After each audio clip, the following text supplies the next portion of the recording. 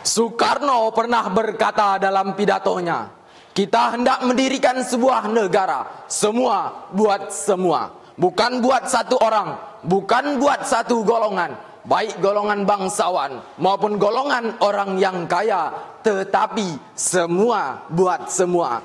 Assalamualaikum warahmatullahi wabarakatuh. Segala puji bagi Allah, Tuhan semesta alam, yang telah melahirkan kita, generasi muda di negara tercinta kita ini, bangsa Indonesia yang penuh akan kekayaan alamnya. Salawat beriringkan salam.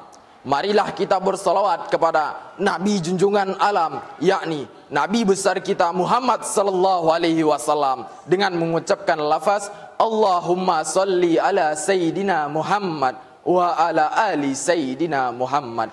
Assalamu alayka ya Rasulullah. Yang saya hormati, Dewan Juri yang arif lagi bijaksana, yang saya banggakan, teman-teman peserta pidato kebangsaan yang insya Allah dirahmati oleh Allah, yang saya banggakan. Pemuda merupakan sosok yang membawa perubahan pada suatu bangsa, baik zaman dahulu kala maupun zaman di era globalisasi saat ini. Because the young today is leader tomorrow. Pemuda hari ini adalah pemimpin di masa yang akan datang. Maka daripada itu, pada kesempatan yang berbahagia ini, izinkanlah saya menyampaikan sebuah pidato yang terangkai dalam sebuah judul Peran Pemuda Milenial di Era New Normal. Pemuda-pemudi harapan bangsa yang saya banggakan, tibalah masamu kini di era New Normal, sebuah kehidupan yang penuh akan tantangan sejak tahun 2020 hingga tahun 2021 saat ini. Ini merupakan tantangan dan babak baru pada kehidupan manusia di seluruh jagat raya ini. Di tahun ini pula kehidupan manusia bergejolak berjibaku, bahkan status medan tempurnya sudah terjadi di wilayah negara manapun, termasuk negara tercinta kita, bangsa Indonesia. Semua ide, semua inovasi maupun usaha sudah dilakukan untuk melawan common enemy yang bernama virus corona. Di era globalisasi saat ini, apa yang harus kita lakukan, wahai saudara-saudaraku sekalian, sebagai generasi muda untuk menyelesaikan problematika yang ada di negeri tercinta kita ini? Sebagai jawabannya, sebagaimana yang dikatakan oleh Bapak Presiden kita yang ketiga, Bapak Presiden Profesor Dr. B.J. Habibie mengatakan bahwa kalau kita hendak mendirikan suatu bangsa, bukan semata-mata dari pemerintah saja, tetapi kita memerlukan seorang yang pemikir, seorang yang inovatif, seorang yang kreatif.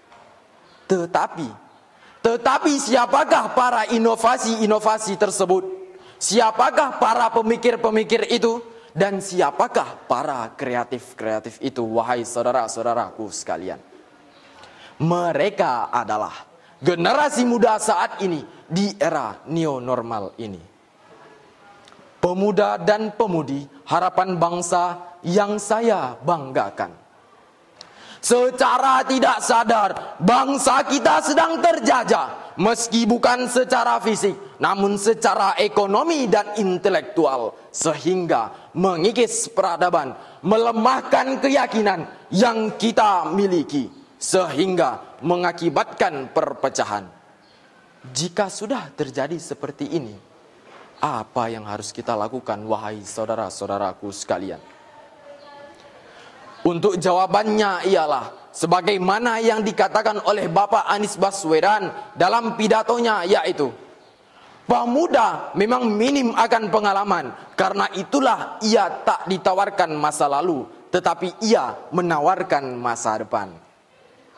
Saudara-saudaraku sekalian, Untuk itu, setidaknya saya akan memaparkan beberapa peranan penting seorang pemuda di era new normal saat ini. Yang pertama, menegakkan Pancasila di kehidupan sehari-hari. Sosok pemuda yang diharapkan oleh bangsa ini ialah seorang pemuda yang memperteguh penanaman nilai-nilai Pancasila di dalam kehidupan sehari-hari. Mengapa? Karena di negara tercinta kita ini banyak masyarakatnya sudah melupakan, bahkan sudah meninggalkan nilai-nilai Pancasila di kehidupan sehari-hari yang notabene menjadi ideologi dan jati diri bangsa ini. Oleh karena itu, kita sebagai generasi muda, marilah kita bangkit, marilah kita bersatu padu dalam mencintai negara kita, dalam membangun negara kita sebagaimana dalam Pancasila nomor 3, yaitunya Persatuan Indonesia. Maka daripada itu, marilah kita berpikir cemerlang, berpikir kreatif demi negara tercinta kita, bangsa Indonesia. Yang kedua, marilah kita menjaga persatuan dan kesatuan. Untuk menjaga kekokohan negeri ini, kita sebagai generasi muda harus menjaga persatuan dan kesatuan.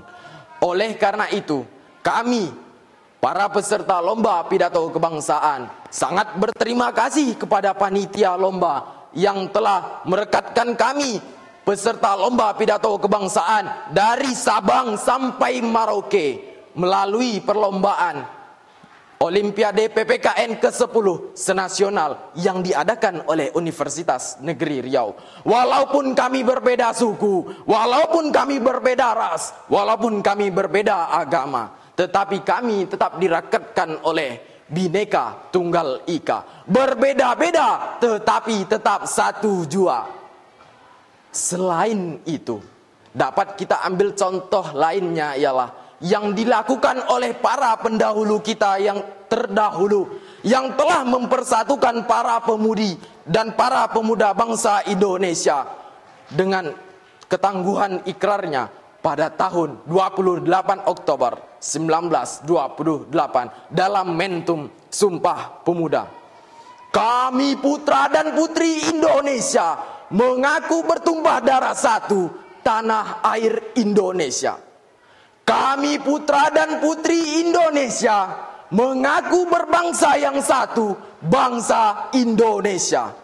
Kami putra dan putri Indonesia menjunjung tinggi bahasa persatuan bangsa Indonesia. Pemuda dan pemudi harapan bangsa yang saya banggakan.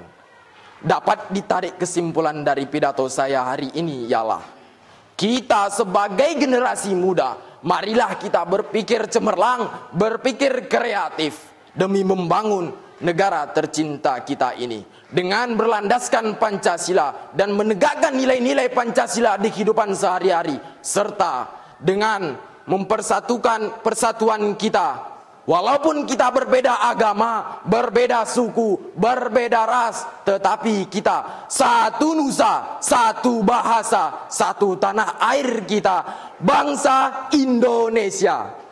Hanya itu yang dapat saya sampaikan.